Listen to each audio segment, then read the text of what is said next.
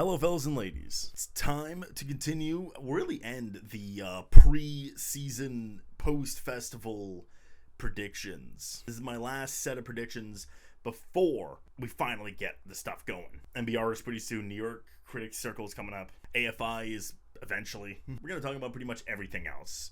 Every tech, every animated feature, documentary feature. I'm not going to do the shorts because I don't know. This is exciting. We're all excited. Now, I would have done this earlier, but some stuff came up. One of those things, of course, being the existence of the Critics' Choice shortlist, which did help me a little bit.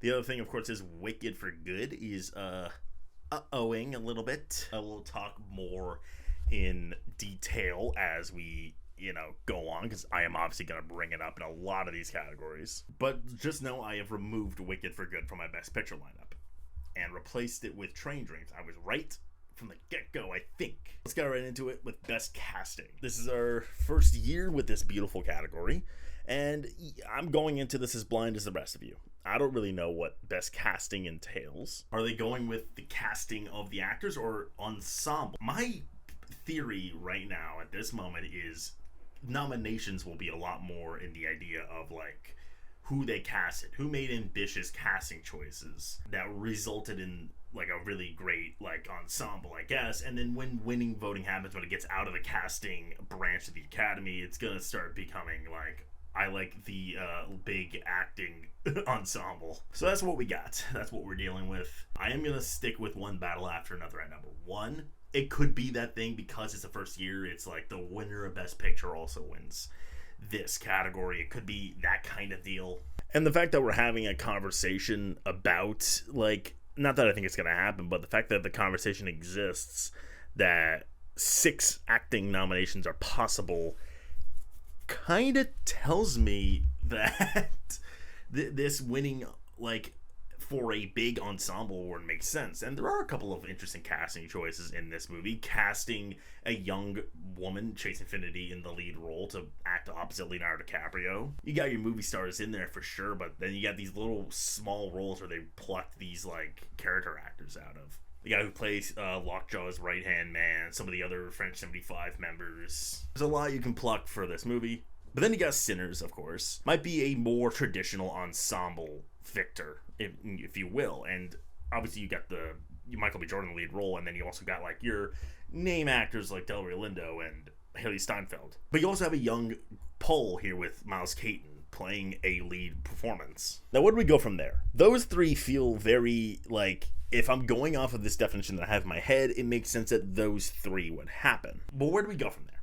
Well, I'm being a little bold, and I'm saying No Other Choice. No Other Choice, I do stand by, is going to become eventually a strong, top-tier contender. And with that, No Other Choice, you got this lead performance from a pretty well-known Korean actor, Lee Byung-hun. And then surrounding him are these very interesting character actors. Again, like, I think it's who surrounds the lead that is interesting, and so many of them are, like pretty expressive, loud characters who are doing a lot. And even if I don't really know if No Other Choice is going to get any acting nominations, as much as I do really think Lee Byung-hun is being underestimated, I think No Other Choice might stick the landing in this category. And then we got Hamnet, which I'm very curious, because a lot of the time when casting awards are given out, young people are prioritized, and this is kind of the last film that really goes out for like children. There are really very big casting discoveries in this film for like young kids, beyond the fact that this is already getting 2 major acting nominations. And it's that thing of like, there's people surrounding them that feel like, if my interpretation of this category is correct, then the fact that they got these young kids do such great performances, like casting, I don't want to give it away, but like this other actor who's in towards the end that could like catch people by surprise, and these other small roles that could lead Hamnet to this nomination. But again, I don't know what exactly this like category is gonna mean going, like, this is our first year. I don't know if it's silly that I don't have sentimental value in, despite the fact that I am predicting it to get 4 acting nominations.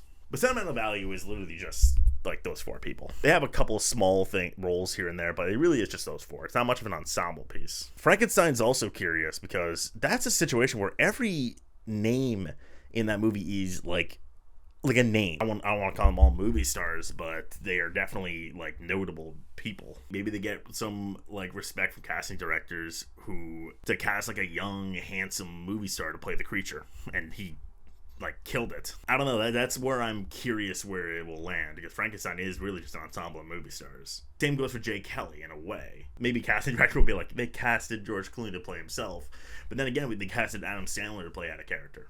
Jay Kelly in general just an enigma to me. Like, some people are getting a lot of confidence in it, but then again, like, its audience score premiered with a 70, and granted, that's really gonna probably shift when it comes out on Netflix, but not a great start, and still kind of shows my thing that nobody really loves Jay Kelly. Like, critics don't love it, audiences don't love it. It's like, who is going out for Jay Kelly? It was just an accident could be an interesting one. That could happen if it was just an accident, like really wants to pick up another nomination instead of the 4 that we think it's getting. That is a very showy ensemble. Like, you could definitely make the case for it, and I won't fight against it. Strange Dreams is picking up a lot of steam now that it's on Netflix. I really think that movie's gonna go far, but not too far. I do think it's gonna be a movie that's kind of skates through at the end. Well, Strange Dreams does have a pretty great ensemble. I can fuck with it. Now I have Wicked at 12.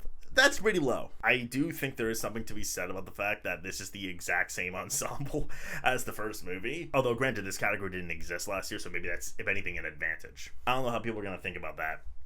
But either way, I think Wicked is genuinely, like, dropping. Like, you guys can, like, put a blanket over everything and pretend it's all fine. I know it made money. I know audience is still fucking with it. But, like, I don't know. Usually when a movie like this, a sequel like this, gets these kind of reviews, it's disqualifying. But this time it's fine. I don't get that. And either way, if it did get into picture, which it could, to be clear, it would, like, skate through. Again, like Train Dream saying, I don't know if on, like, a casting award like this goes there. This might be kind of like editing, where it's like, the stronger the movie, the better your chance. It has to be, like, something huge, and it being the same ensemble as last time, it might not, like, you know what I mean? Secret Agent would be brilliant nomination, but I need that movie to be, like, stronger. Same thing with No Other Choice, but I believe No Other Choice is gonna make that. Testament of Anne I do want to bring up Wake Up Dead Man. I mean, like, just yesterday missed the ensemble shortlist for the Critics' Choice, so and yeah, it's been missing ensemble awards since, like, the first, like, all these times that movies are missing ensemble awards. No one really knows why, but that is just the case, and the general consensus is, like, I think this movie's gonna come out and blow up, but the general consensus seems to be that the use of the ensemble is not as strong as the other two, and I would agree with that, honestly. I do want to bring up Warfare just because, like, you got this huge cast of young names, of, like, young movie stars, I guess. Not movie stars, you know what I mean, like, young, like, up-and-comers, so something to think about. And then the Vogue, I just want to, like, briefly mention. Let's move on to international feature. I have Neon populating 4 of these, like, spots. It's just an accident. No Other Choice, Sentimental Value, I think, are pretty secure. I see some people trying to say, like, No Other Choice isn't getting in, and I'm like, yo, your Decision to Leave PTSD is crazy. To not see that this is in a different position than Decision to Leave was is a little wild to me. This movie just keeps on garnering buzz. Like, I haven't seen this movie drop in popularity since Venice, and, like, still critically acclaimed too. Not, like, dealing with a universal subject. I don't really see what the evidence is. And if you're gonna make that call, then I'm gonna say Secret Agent Baccarat didn't get in, therefore it can't. Yeah, I'm snubbing it, right?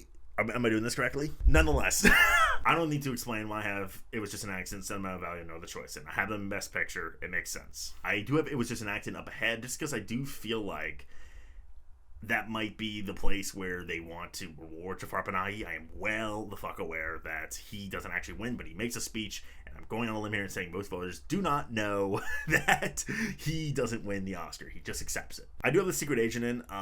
That movie is pretty buzzy. Like, it is a big film, so I don't really see reason to say it'll actually miss.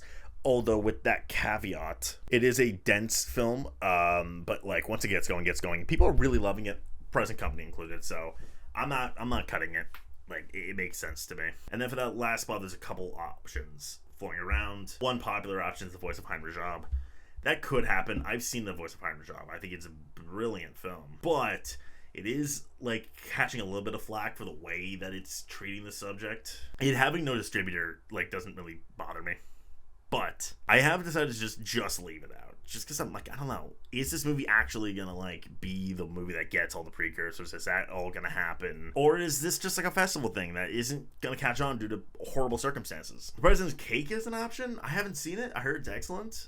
but I am leaning the left-handed girl because I did just see it, and I don't know, this is really catching people, and you got like last year's Best Picture winner attached to it, Sean Baker. This is a very sweet, easy to digest film that I think we're underestimating as not a big contender, but a contender here. Like, why wouldn't this be the 5th spot if the other 4 spots are so secure? Now, I guess the argument against it would be that it's pretty, like, slice of lifey, but the way the movie ends, it's pretty gripping. Surat would be sick, but they might be cowards. Surat is extreme. Like, what people think, are afraid know what the choice is, Surat is. That would be an excellent nomination. It has the buzz to do it, but I can't really envision them actually doing it. It's such a, brutal film at times. Bail In, I want to mention just because Amazon's been pushing the shit out of the movie. I need to see it just out of courtesy because they keep pushing this in my FYC inbox. 2,000 Meters to Andrivka, maybe? I don't know, 20 Days of Mariupol didn't make it, but that doesn't mean this is disqualified. It's like a spiritual sequel, that's why I bring it up. My Father's Shadow, I think is an excellent film, but I'm curious why that's here. A lot of that movie is in English. I just assume most of the movie's in English. We got documentary feature next. I'm not gonna pretend I know everything about this category. I still got a lot of research to do and a lot of catch up. What I will say is I've seen a couple of these, and some of them I do want to mention. Perfect Neighbor is number 1. Now, if you've been following the Oscar circuit for a while, you may know that being the front runner has surprising downfall. We've heard this story a couple times now that the documentary feature frontrunner ends up missing the nomination altogether. We've heard that a lot. And some people are maybe going, oh, wait, that's going to happen with Perfect Neighbor. Okay. The Perfect Neighbor is kind of a hit. It's an excellent movie beyond everything, but most snubs are. Usually when these snubs happen, it's like a celebrity doc where it's a kind of a womb to tomb type of thing. That's like the Christopher Reeves documentary, the Michael J. Fox documentary, the Mr. Rogers documentary famously.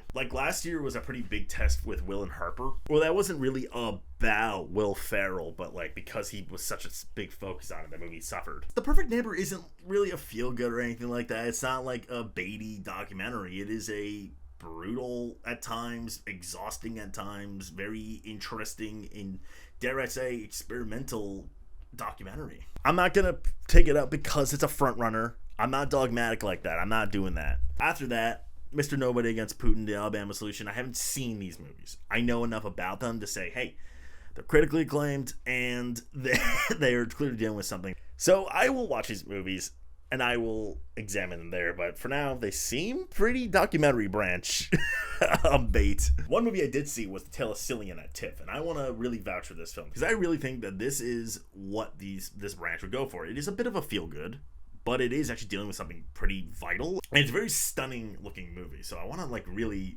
vouch and say that Tale of Cillian is an option and something y'all should keep your eye on. I've also seen Put Your Soul in Your Hand and Walk, and a lot of people have it higher, and this might happen. I really think it will happen. They've definitely nominated films with unconventional editing structures. But I do want to say that a lot of this movie, not even a lot, just this whole movie is just FaceTime. And I think this story behind it and the tragic aftermath is going to really elevate this film. And obviously the devastation of Gaza being at the center of this movie will elevate it. But I do want to just be careful a little bit. I don't want to call it a lock just because I have seen some people a little not totally in love with the structure of this movie, which is understandable. Do I think that this branch will have that issue? Maybe not. So I'll keep it in. It is a great movie. I do not have 2,000 Meters to Andrivka in here, which might be foolish, but isn't this a spiritual sequel to 20 Days of Mariupol? I don't know. I've noticed that films like that tend to miss out, spiritual sequels to previous winners. I might have egg on my face. I'm going to watch it and see how I feel, but that's where I stand. I'm not going to pretend I am that knowledgeable about the documentary branch at this point in time because I have not seen too many of these. I'm going to move on. Best Animated Feature, Beep Boop Beep Boop update. They released their list of submissions and what qualifies, and Neja 2 is out. That was already a question mark to begin with, but I might have had that in. But yeah, now Neja 2 is not getting in. So, bye-bye. Which leaves us with some question marks. K-Pop Demon Hunters we know is happening. That is a lock to the max. That is a phenomenon, and might just fucking win this category. And for those who are thinking, oh, but what's gonna be like Flo or Boy in the Heron that takes over? Maybe nothing. Although I do think that Arco and Little Amelie, the character ring, will get in. They're both pretty excellent films. Little Amelie is so good. Do I think that they'll actually overtake K-pop Demon Hunter's momentum? I think we're a little reactionary to what Flo and Boy in the Heron did. Flo, I kind of see where that reaction is coming from.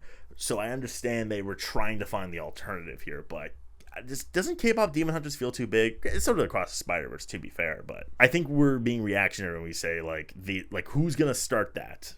I don't know. We'll see. Is it impossible? I guess not. But nonetheless, talking about nominations, those are gonna happen. Zootopia 2 is gonna happen. The reviews are out. They're pretty good, actually. Like, they're at the worst good enough. Although at best, I would say the reviews are pretty great. So I am going to predict that for sure. Do I think it wins? Probably not. And then that fifth slot is really tricky because Scarlet reviews aren't very good. Light reviews aren't good. Elio reviews aren't very good. In Your Dreams the reviews aren't very good. I've only seen In Your Dreams and Elio. I'm just going to focus on those two. Because I think Scarlet as a movie is already difficult to get in, and then add on the weak reviews. And then A Magnificent Life, just, again, weak reviews. So we got Elio and In Your Dreams. I've seen both.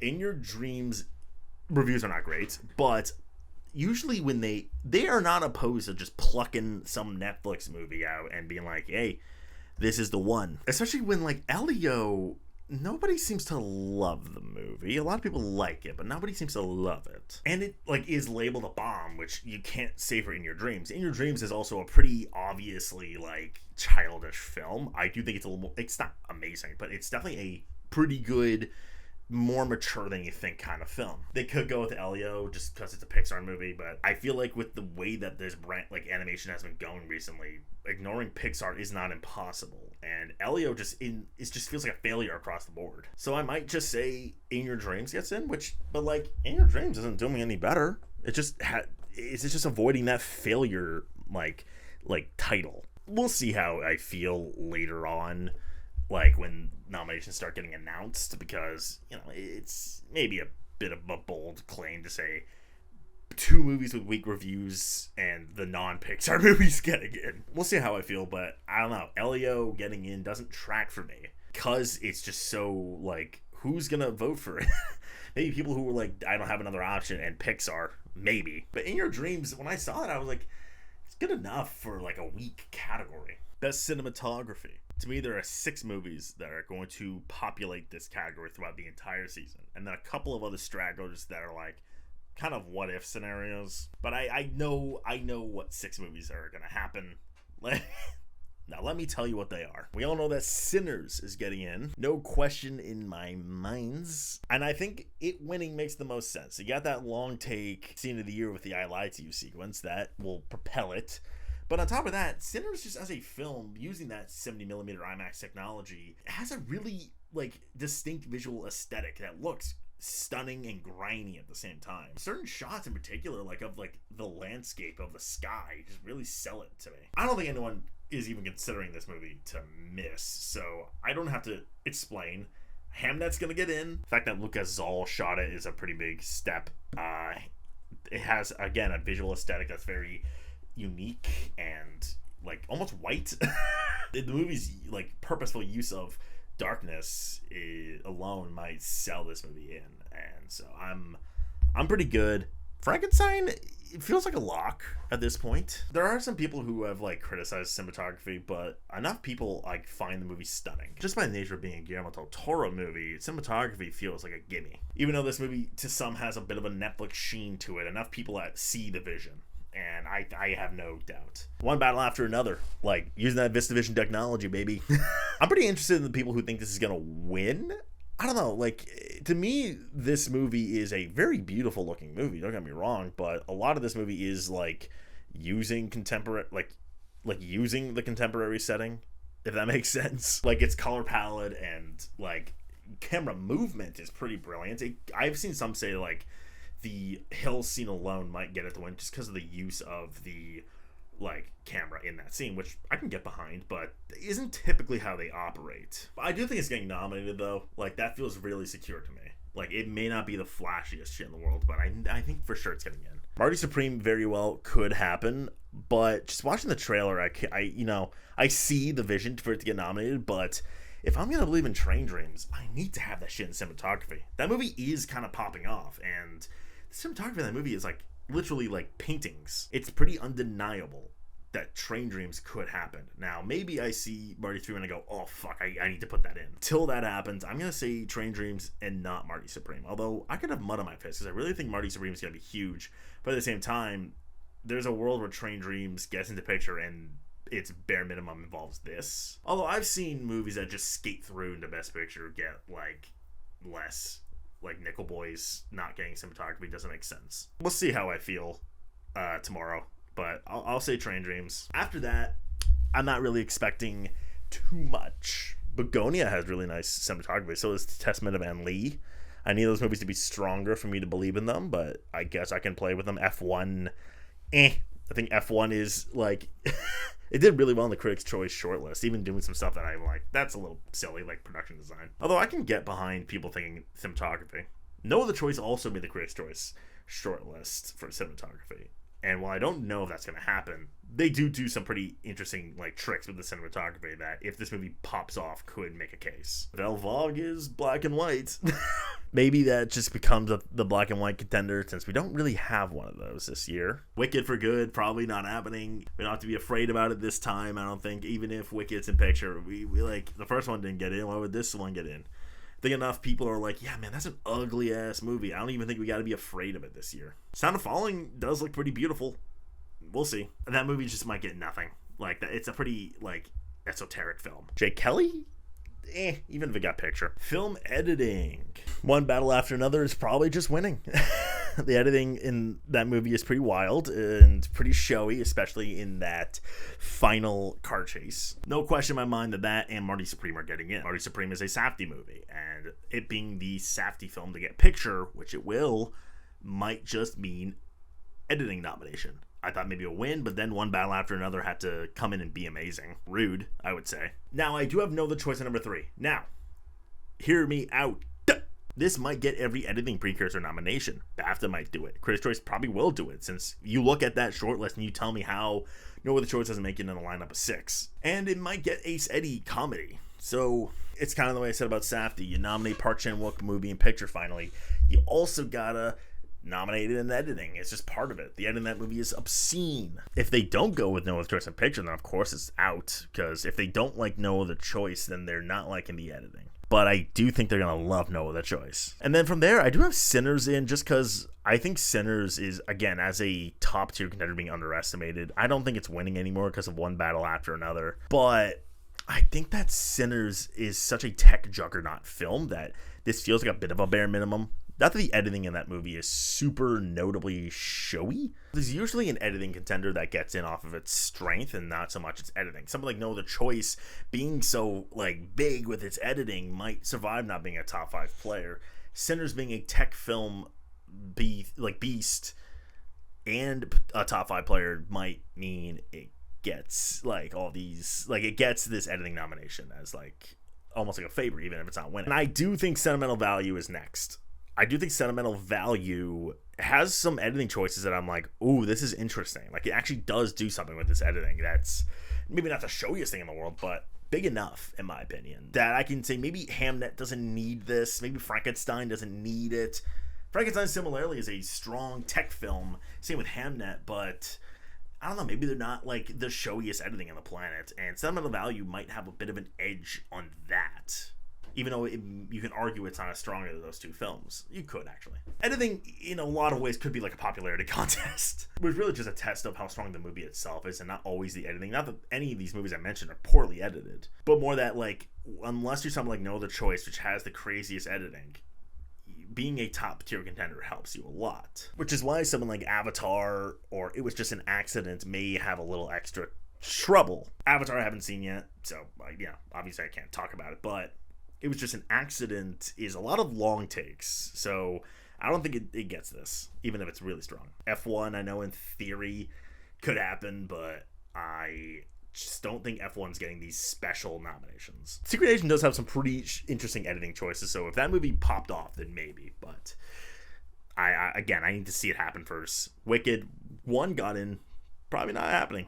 Again, Wicked for Good is like Best case scenario would be that it gets everything it got last time, plus song and casting. But best case scenario is just obviously not going to happen this time. So we got to go with smaller. And it makes sense that Wicked would miss this. Some of the stuff that I'm going to say Wicked misses is going to be a little tougher to debate. This one, not so much. I would even go as far as to say the editing of this movie is kind of bad. Train Dreams does have interesting editing, I will say, but I need Train Dreams to like start strong for me to believe it gets something like this. Best production design. I think Frankenstein is got this award pretty secure. Being this big Del Toro fantasy period piece, it's pretty undeniable. But you're going to notice that I do not have Wicked in this category. Remember when I said that there's going to be a few categories where it's going to be a little tough to debate them missing? This is definitely one of them. You could definitely put this in. But when a ship sinks, typically not a lot of things survive. And this might be one of those things that like is shocking to us. We're like, how the fuck did that miss? And some of you might put it in even if you are like in agreement with me that its picture chances have kind of fleeted. That's fair. I don't want to encourage you to skip out on it because it is clearly like big work. However, a lot of it is the same, and if you're really not going to like this movie, I think a lot of what your issue is that it looks so like drab, which I think lessens the production value. It is insane that they built a lot of these sets. However, a lot of that is like what they did last time with a couple of notable new stuff, I will say. I'm just betting on Wicked sinking and the rest coming down with it. I am predicting it in a few categories, don't worry. But like, I don't know, remember last year when Gladiator couldn't even get this? Or like when Dune missed out on like costumes and like makeup. Like we didn't think that was possible at this point of the year. Lord of the Rings didn't even get costumes for the Two Towers. Like, and that movie was still strong. So imagine a sequel that is like bound to do worse. I always said that there was going to be an issue with the fact that Wicked is happening back to back years. And now that the reviews are not great and its reception is just significantly worse, I think we gotta consider these things. But what do I have above Wicked? Can I justify it? Yeah. I think Sinners is so getting production design. Like, I know people are like, for the barn? And I'm like, that's a piece of, like, iconic set design this year. Even then you got that street corner with all the markets and the stores and stuff, like in the train station. Like, there's much more to this movie than just the barn, which, you know, is the setting for a lot of this film.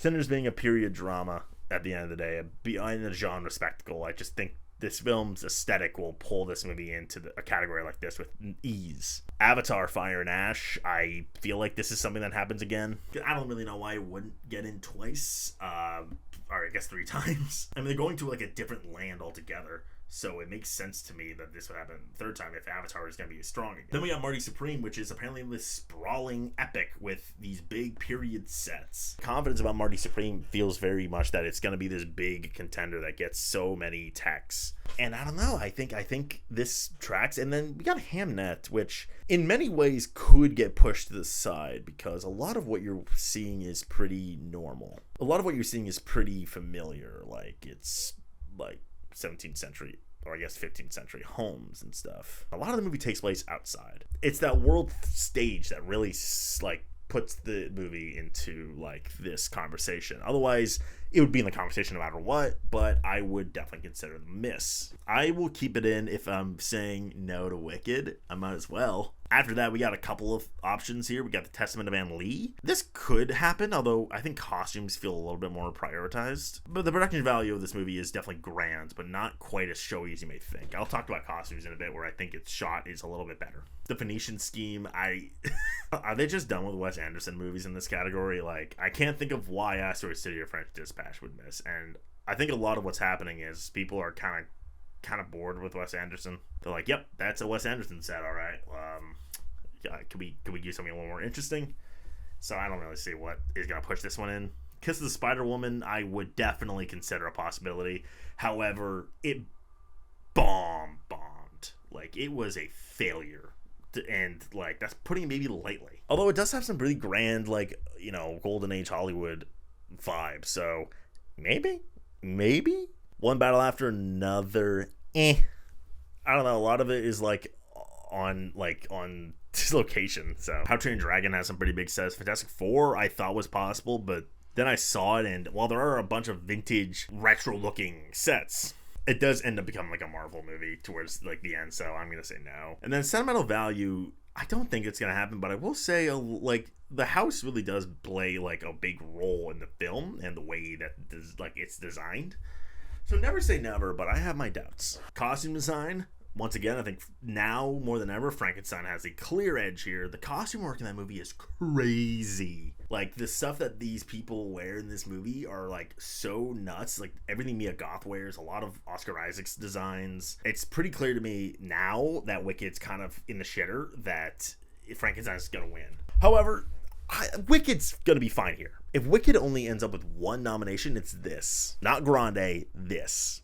I did notice like notable differences here. So much so that before the reviews came out, I saw the movie and thought, maybe this could be Frankenstein. Maybe. I'll keep it in here. I don't think that this has anything to worry about. Do I still think it'll win?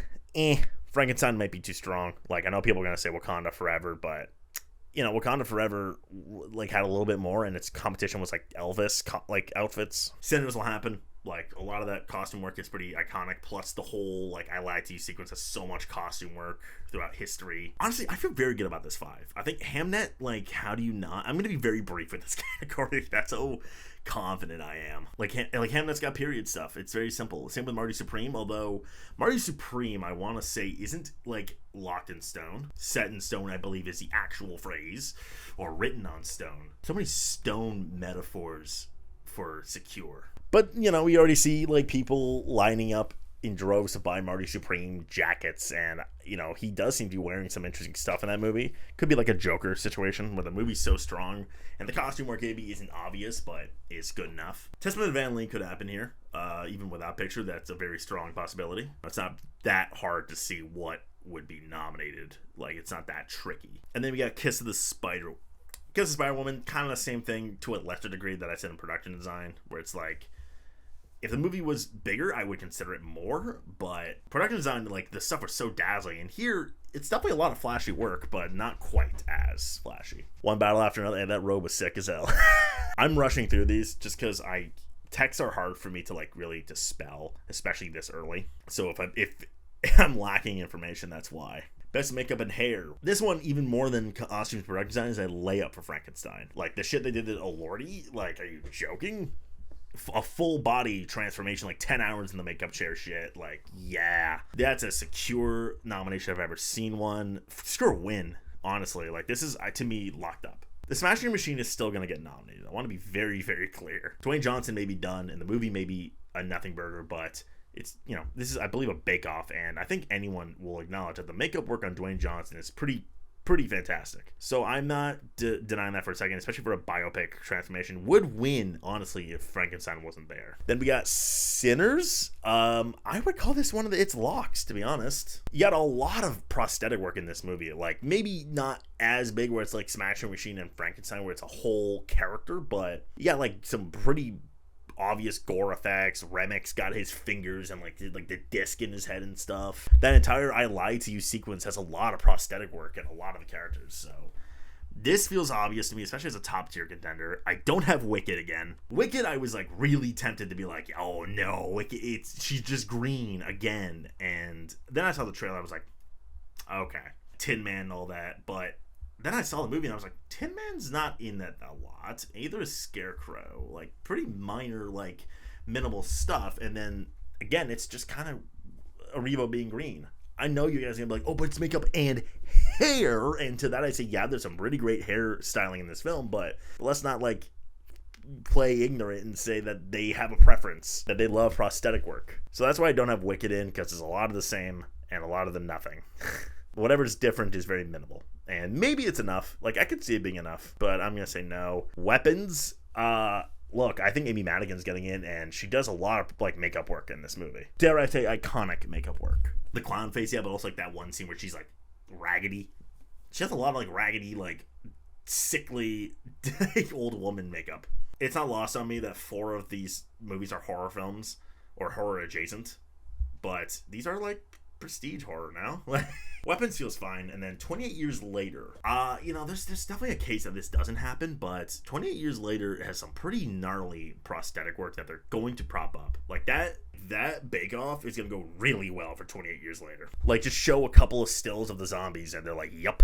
And, it's not lost on me that this is a pretty gnarly, like, experimental horror film, but people liked it, so maybe. And then, Predator Badlands, which, like, they had, like, the protagonist be the Predator, and a lot of it was practical. Now, I don't know if that counts like a mask or makeup, because initially when I saw it, I was like, if that's, like practical, I gotta put it in, and it was, but, things are changing.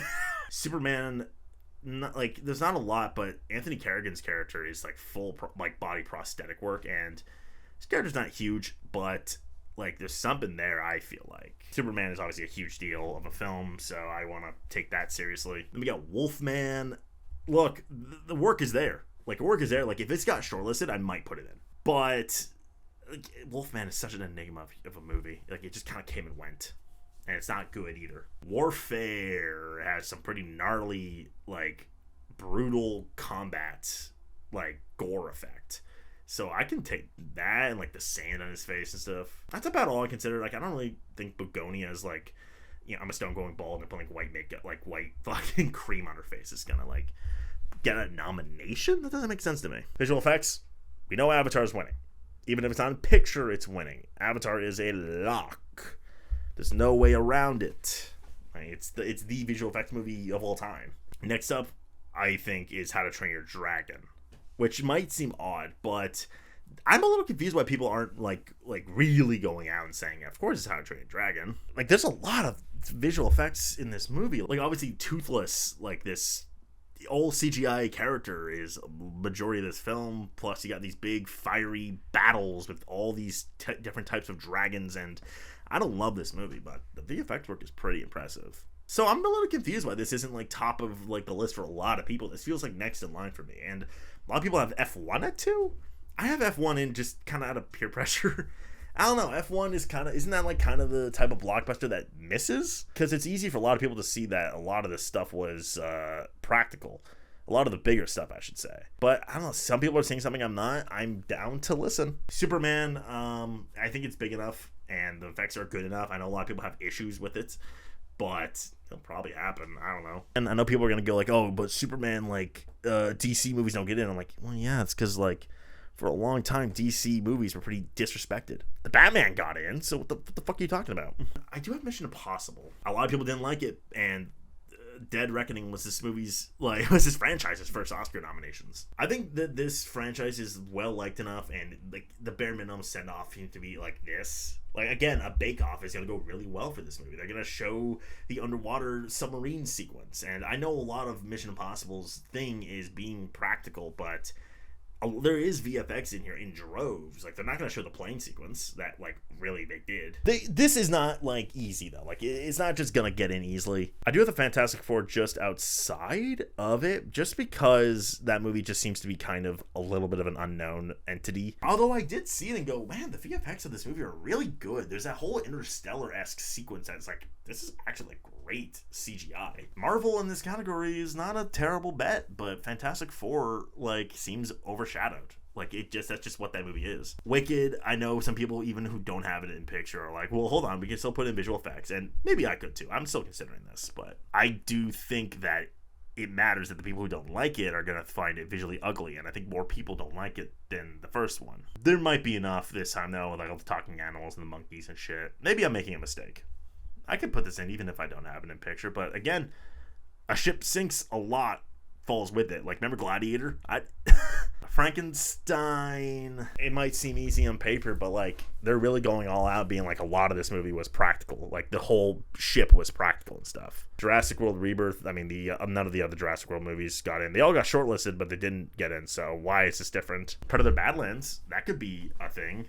The Lost Bus is such, like, it makes the Oscars shortlist, but doesn't get in type of thing. And I think that's going to happen. I don't know. I think it's going to make the shortlist. I haven't seen the movie yet, by the way, so maybe I'm like... Tron Ares? Maybe? Like, it is a pretty big with its visual effects, and Tron's a visual effects, like, kind of thing, so I guess there's something there, but nobody liked it, so I'm going to keep it out. Sinners is not going to get into the shortlist even, but it's probably going to get a Critics' Choice nomination, so I guess I can bring it up. But I'm telling y'all, no. This is the one tech that I think Sinners is demonstrably not a contender in. Best sound. I think I have the 5. I think this 5 is correct. I think I nailed it. If Wicked gets into picture, that's different. But if it doesn't get into picture, Sinners, I think, is going to win because A, it's a big tech movie, and B, it kind of has the best of both worlds in a way. Usually movies that win are like musical or like kind of like these big boom booms, like bullets, fire stuff, and Sinners has a lot of that. There's a lot of gun stuff, there's a lot of like action stuff, and of course there's a lot of music in this movie. Like, music really sells this film. I'm a little confused at the people who aren't seeing the winning like possibility here. I'm keeping that at number 1. It's gonna get nominated one battle after another. Maybe he could win just on the basis that it's winning Best Picture. I don't deny that. I know it's getting in. So many gunfires and car chases and crashes. And the use of the score might also help because it really, like, it's so loud. F1 vroom vroom cars. Ferrari didn't get in, but I think the sound work was, like, called out as not very good. F1, that's not really the case. Again, I think F1 is weaker than we're thinking it is. And I don't think it's going to get these extra bonus nominations that we're, like, playing with. But, like, it's got, like, so much car engines and crashing and, like, mechanic bullshit that, I don't know, wouldn't that just happen? Frankenstein, why wouldn't this get sound? Frankenstein has kind of built itself up to be, like, a top tier contender, like, almost top 5. And there's a lot of sound work in this movie, from all the sciencey shit and the, like, the lightning and the explosions, multiple explosions. The ice with the ship and everything and the especially the altercation to Jacob Elordi's voice. Frankenstein makes so much sense in sound. I don't know what exactly is like like working against it. And then Avatar, just being a Avatar action movie, makes sense to get in. If it's in Best Picture, yeah. Maybe it's just like, oh well, they're doing differently, but it's Avatar and it's in picture. Why it's anytime you're an action movie in Best Picture, you kind of have to get sound. Wicked being a musical, if it gets into picture, sure, but if not, again, like these 5 seem to be much stronger. F1 has a better case for sound as a non-Best Picture nominee than Wicked does. But no one else has a strong case. Warfare. I feel like if Civil War wasn't like booted from the shortlist last year, we would be like all going, whoa, Warfare, because there's so much gunfire in that movie. It's a war movie. But maybe this is the shortlist again, like Civil War. I don't know. Maybe Alex Garland movies just can't get sound. Marty Supreme, Ping Pong and Safdie. I think I saw an explosion in the trailer. Safdie movies have a lot of like sound mixing in their films, so I'm very excited to see what that will feel like. Would that get sound? I think it would. Although, again, I don't really know how to put this above, like, Frankenstein or Avatar. Maybe F1 is just a goose egg movie. Who knows? I think we could be that. And maybe I can just squeeze Marty in there. The more I think about Marty Supreme, the more I think sound makes sense. But, again, I'll see it. I'll see how I feel. Mission Impossible: The Final Reckoning. Kind of same thing I said about visual effects, except with more competition. K-pop Demon Hunters. Hey, you know what? Maybe the movie is so strong, like, so popular, that it sneaks its way into the shortlist. Do I think it gets the nomination from there? Probably not. But hey, kind of like Sinners, I said, action and music, that has that. Springsteen Delivered Me From Nowhere. That movie is so far gone, dead. Although I guess its sound work could like do something, because a lot of that movie is kind of fucking around with sound. Best score. One battle after another. Sinners are so locked in.